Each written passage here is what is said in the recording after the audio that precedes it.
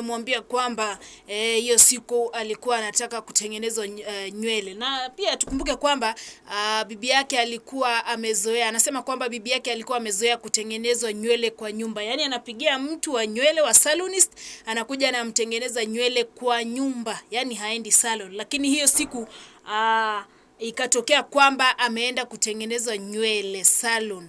So hivyo bana, mchizi anatuambia kwamba yeye alitoka kazi akapigia side chick yake, akamwambia kwamba yupo njiani anaenda pale ambapo alikuwa anafanyia kazi ili waende out. Alipofika pale anatuambia kwamba alikaa pale nje akapaki gari lake pale, na pia akaendelea kukaa hapo maana alifika salon. Akamwambia kwamba ako na mteja, akasema kwamba yupo na customer. Kwa hivyo bana, mchizi ilikuwa ni haki ama ni lazima angeketi asubiri side chick wake amalize kazi waende out, maana alikuwa anaharakisha aende out ampeleke side chick wake out arudi kwa nyumba kabla ya masaa kuisha. Hivyo basi bana, huyo mchizi akaenda akakaa hapo nje akangoja, akaona mbona huyu bana amalizi na anataka kuwahi nyumbani, nisichelewe nyumbani maana mke wangu anaweza kagombana.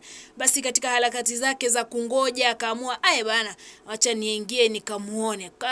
Akatoka kwa gari moja kwa moja akaenda pale ndani. Kuingia pale ndani akapata kwamba anakaribishwa na side chick wake vizuri. Yaani alipoingia ndani side chick akasimama anataka kumhagi. Pia alipoingia ndani akapata kwamba bibi yake pia anasimama anataka kumhagi. Hiyo bana hakuwa anajua kwamba bibi yake ameenda kwa hiyo saloon kwa ajili ya kusongwa.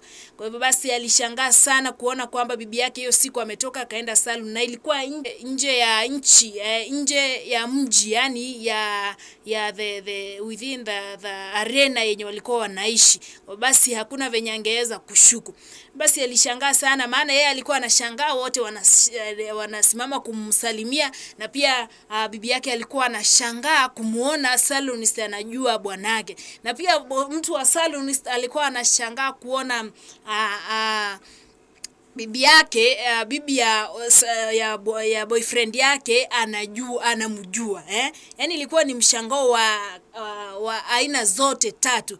Basi baada ya kuingia hapo, mchizi anatuambia kwamba alipatiwa kichapo cha mbwa na hao wawili, maana waliamua kumpatia kichapo cha hadharani. Baada ya kumchapa bibi yake alienda nyumbani, yeye akasema hapa bana, nikienda nyumbani yani hapa ni kupigwa hadharani sasa ama ni kupatiwa adhabu. Akaondoka akaenda akabuku hoteli moja, basi akalala hapo siku mbili, akarudi nyumbani baada ya siku mbili. Baada ya kurudi nyumbani, mchizi anasema kwamba bana, aliporudi nyumbani mke wake alimkaribisha na furaha vizuri, hakumgombanisha, akamwambia kwamba kichapo kile ambacho walimpatia pale salon wakiwa na ule side chick wake ilikuwa inamtosha. Kwa hivyo basi haezi kumwadhibu kwa vyovyote vile, bali mchizi anasema kwamba siku hizi hapatiwi haki ya ndoa, yani tendo la ndoa, na hivyo basi mke wake hampikii, yani hafanyi chochote. Maana anasema kwamba mke wake alikataa kuondoka nyumbani, akasema nyumba walijenga wao wenyewe wote wawili, kwa hivyo hakuna vile ambavyo anaweza kuondoka. Hivi sasa tunavyoongea, mchizi hapikiwi na hapatiwi haki za ndoa. Hivyo basi wanaishi kama ndugu na dada kwa hiyo familia. Hivyo wewe msikilizaji, kuuliza mahali popote ulipo, unaona vyema mwanamke huyu anavyofanyia huyu mwanaume au vipi? Pigia simu kwa nambari 079